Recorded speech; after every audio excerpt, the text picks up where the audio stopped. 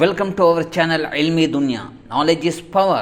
Let us explore our world, our religion, our history. السلام علیکم۔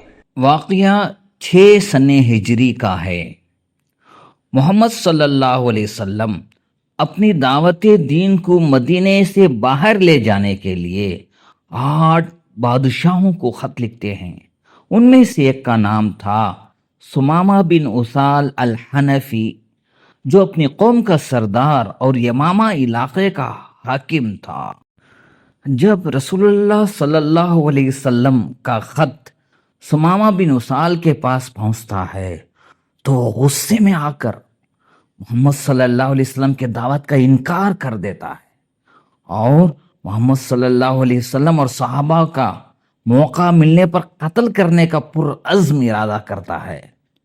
وہ محمد صلی اللہ علیہ وسلم کو تو ایسا کر نہیں سکا، مگر وہ موقع کی تلاش میں تھا، یہاں تک کہ چند صحابہ کو پکڑ لیتا ہے، پھر بہت بری طرح ان کا قتل کر دیتا ہے۔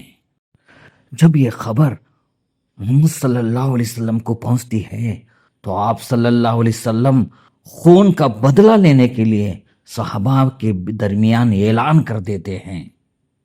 اس کے بعد تھوڑے دن ہی گزرتے ہیں کہ ثمامہ بن اسال عمرہ کرنے کے ارادے سے مکے کا سفر کرتا ہے۔ جب وہ مدینے کے قریب کے علاقے سے گزر رہا تھا تو اتفاق سے صحابہ کا ایک فوجی دستہ مدینے کی حفاظت کے لیے مدینے کے باہر دشمنوں کی جاسوسی میں لگا تھا۔ اس وقت پر جب ان صحابہ نے ثمامہ بن اسال کو مکے کے راستے پر قربانی کے جانوروں کے ساتھ جاتے ہوئے دیکھا تو اس کو گرفتار کر لیا۔ اس وقت ان صحابہ کو پتہ نہیں تھا کہ یہی ثمامہ بن اسال ہے۔ اس کو مدینہ لے آتے ہیں اور مسجد نبوی کے ایک ستون سے باندھ دیتے ہیں اور انتظار کرتے ہیں کہ رسول اللہ صلی اللہ علیہ وسلم آ کر اس شخص کے بارے میں کچھ فیصلہ سنائیں۔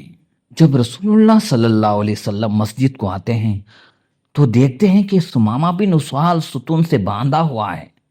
تو آپ صلی اللہ علیہ وسلم ان صحابہ سے پوچھتے ہیں، کیا تم جانتے ہو کہ کس کو تم نے پکڑ کر لایا ہے؟ تو صحابہ کہتے ہیں کہ نہیں یا رسول اللہ، ہم نہیں جانتے۔ پھر آپ صلی اللہ علیہ وسلم کہتے ہیں یہ ثمامہ بن اسال ہے، اس کے ساتھ اچھا معاملہ کرو۔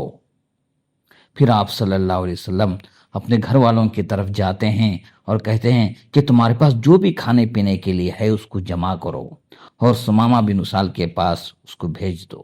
کھانے پینے سے فارغ ہونے کے بعد رسول اللہ صلی اللہ علیہ وسلم ثمامہ بن اسال کے پاس واپس آتے ہیں اور آپ کو ایک خواہش ہوتی ہے کہ وہ اسلام کی طرف راغب ہو جائے۔ پھر ثمامہ بن اسال سے پوچھتے ہیں، یا ثمامہ بتاؤ تمہارے پاس کیا خبر ہے؟ تو اس نے کہا، بس میں یہی کہوں گا، اگر آپ مجھے قتل کر دیتے ہیں تو آپ نے ایک مجرم کو قتل کیا ہے، چونکہ میں نے آپ کے چند صحابہ کو قتل کیا ہے۔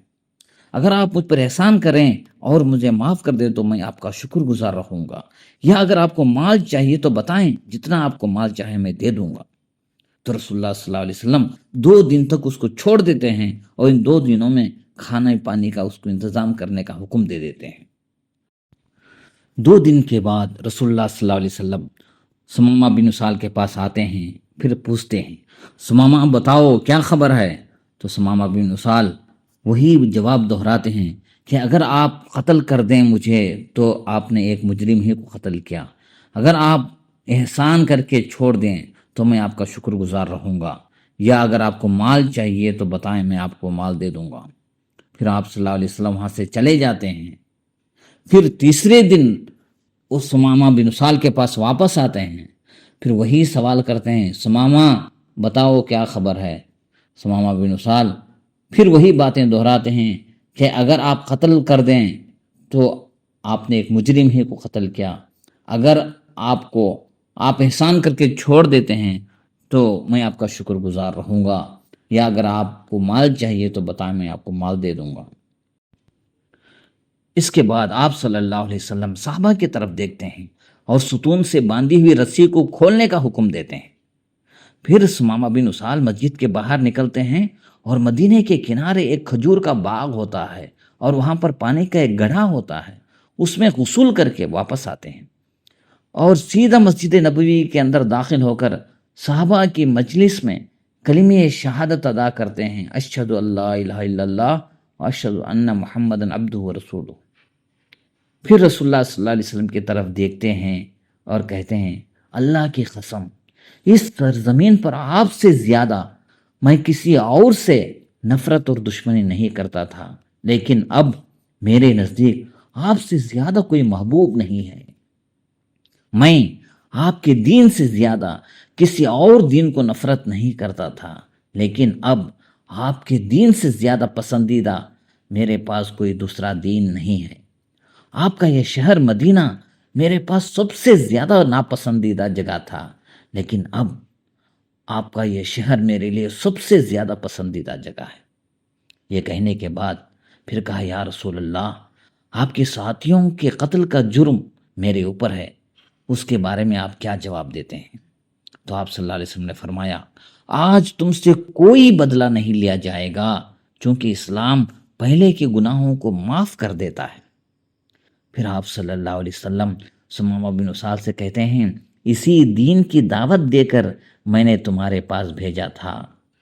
تو ثمامہ بن اسال خوش ہو کر جواب دیتے ہیں، اللہ کی قسم، اس کے بعد میں جتنا آپ کے صحابہ کو نقصان پہنچایا اس سے کئی گنا زیادہ کافروں کو نقصان پہنچاؤں گا، اور میری جان، مال اور میرے ہتھیار سب یا رسول اللہ آپ کی مدد اور آپ کے دین کی مدد میں لگا دوں گا۔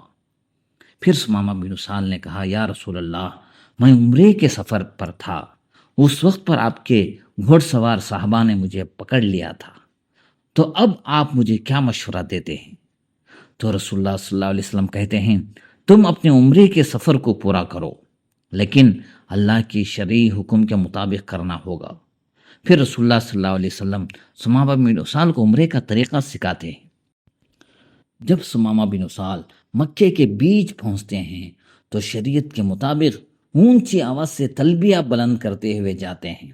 اس آواز کو سن کر مکے کے لوگ جمع ہو جاتے ہیں اور اپنے اپنے تلواروں کو باہر نکال لیتے ہیں، لیکن ثمامہ بن اسال پوری ہمت و شجاعت کے ساتھ تلبیہ بلند کرتے ہیں۔ تو مکے کا ایک نوجوان ثمامہ بن اسال کو قتل کرنے کے لیے اپنی تلوار کے ساتھ آگے بڑھتا ہے، مگر چند لوگ یہ کہہ کر اس کو روک دیتے ہیں، کیا تو جانتا ہے کہ یہ کون ہے؟ یہ ثمامہ بن اسال یمامہ کا بادشاہ ہے، اللہ کی قسم، تم اگر اس کو کچھ بھی نقصان پہنچاؤ گے تو اس کی قوم مکے کو گیہوں بھیجنا بند کر دے گی اور تم بھوک سے مر جاؤ گے۔ یہ سن کر سارے لوگ اپنے تلواروں کو واپس نیام کے اندر رکھ لیتے ہیں۔ پھر ثمامہ بن اسال کے پاس آ کر کہتے ہیں، یا ثمامہ، کیا تم باپ دادا کا دین چھوڑ کر بے دین ہو چکے ہو؟ تو ثمامہ بن اسال جواب دیتے، نہیں، بلکہ میں نے ایک بہترین دین کو اپنایا ہے۔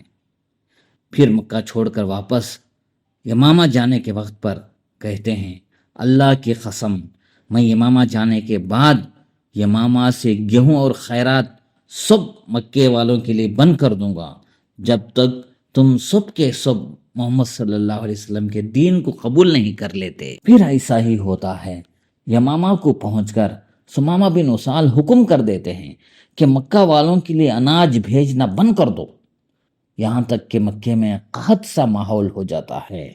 پھر مکے کے سردار مل کر رسول اللہ صلی اللہ علیہ وسلم کو خط لکھتے ہیں کہ آپ کا اور ہمارا خونی رشتہ ہے، اس کا واسطہ دے کر ہم آپ سے پوچھتے ہیں کہ ثمامہ بن اسال کو مکے کو اناج بھیجنے کے لیے آپ کہیں۔ اس کے بعد رسول اللہ صلی اللہ علیہ وسلم ثمامہ بن اسال کو خبر بھیجتے ہیں کہ ان کو اناج روانہ کر دیں۔